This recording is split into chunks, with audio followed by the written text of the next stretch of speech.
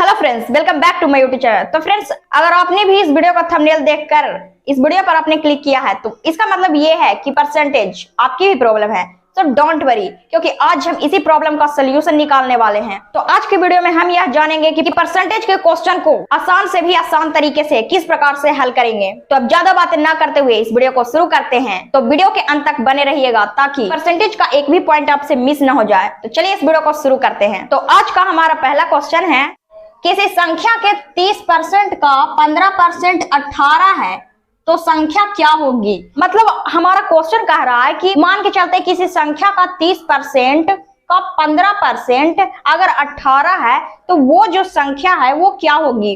तो इस क्वेश्चन को हम बड़े ही आसानी से सॉल्व करेंगे, क्योंकि इस क्वेश्चन में कह रहा है कि किसी संख्या मतलब हमें नहीं पता कि कौन सी संख्या।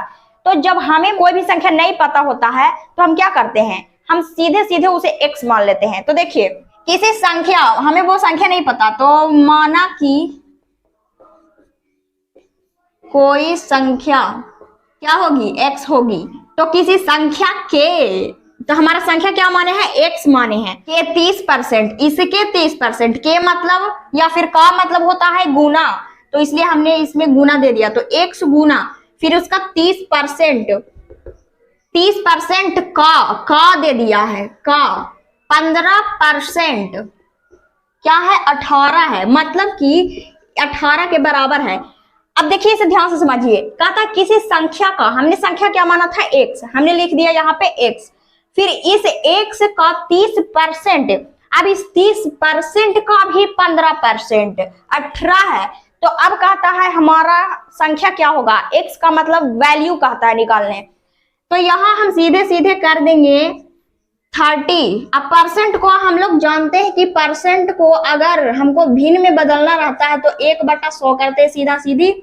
तो यहाँ पे परसेंट को हम भिन्न में बदलेंगे तो 1/, हमारा 100 हो जाएगा। का मीन्स तो हमें पता है, बचपन से हम लोग पढ़ते आ रहे हैं, का मीन्स होता है गुना। फिर 15% मतलब वही 1/100 बराबर 18। तो अब देखिए इसे किस प्रकार से हल कर लेंगे। कट रहा है तो हम काट देते हैं, 0 से 0 खत्म हो जाएगा। फिर 3 पचे 15, 20 पचे 100। तो अब हमारा बच रहा है 3 और 3। तो 3 और 3 को x गुना, 3 और 3 को गुना करेंगे तो 3 तिया 9, 9 बटा में हमारा 10 बच रहा है और 20 बच रहा है। तो इसे जब आपस में गुना किया जाएगा तो हमारा जाएगा 200, 9/200 बराबर 18। तो अब हमें x का मान पूछ रहा है, तो क्या करेंगे, हम इस 200 को ऊपर भेज देंगे, क्योंकि बटा में है मतलब भागा में है, तो इस तरफ भागा में, उधर जा करके गुना में। अब ये जो 9 है वो नीचे चला जाएगा, क्योंकि ऊपर है तो उस तरफ जा करके हमारा नीचे में चला आता है। तो x बराबर हो जाएगा 18 गुना 200 बटा ये जो 9 है नीचे चला गया, तो 9 से ये कट जाएगा, 9 दूनी 18।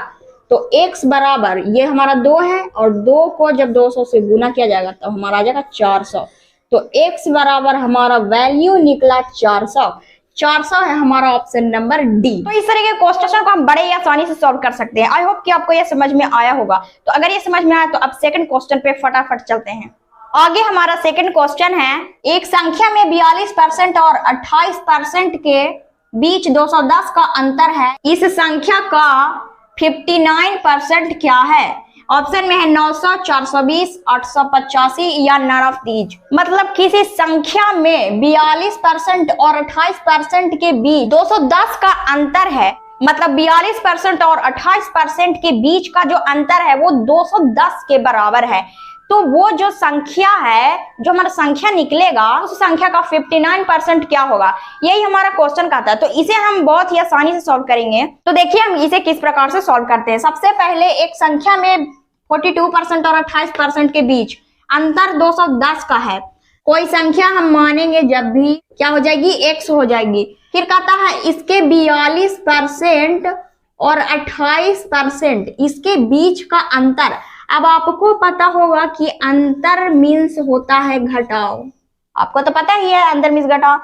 तो इसके बीच का अंतर, अब 42 और 28 के बीच का अंतर क्या होगा, तो जरा देख लेते हैं।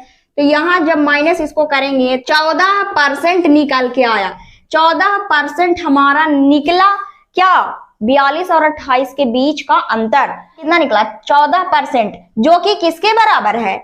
इस 210 के बराबर है, क्योंकि यहाँ पे हमको पहले क्वेश्चन क्लियर कर दिया है कि 42 और 28 के बीच का अंतर 210 है, तो हमारा जो अंतर निकला 14%, यह हमारा 210 के बराबर हो जाएगा। तो यहाँ हम लिखेंगे 14% इक्वल टू 210। अब 14% का मान 210, तब 1% का मान क्या हो जाएगा? 210/14। इसे जब काटेंगे तो हमारा एक बार में फिर 5 बार में, मतलब कि 1% का मान आ गया हमारा 15। अब क्या कहता है? तो इस संख्या का 59% क्या है? तो इस संख्या का 59% हमने निकाल लिया 1% का मान 15, तो 59% का मान क्या हो जाएगा? गुना करना पड़ेगा।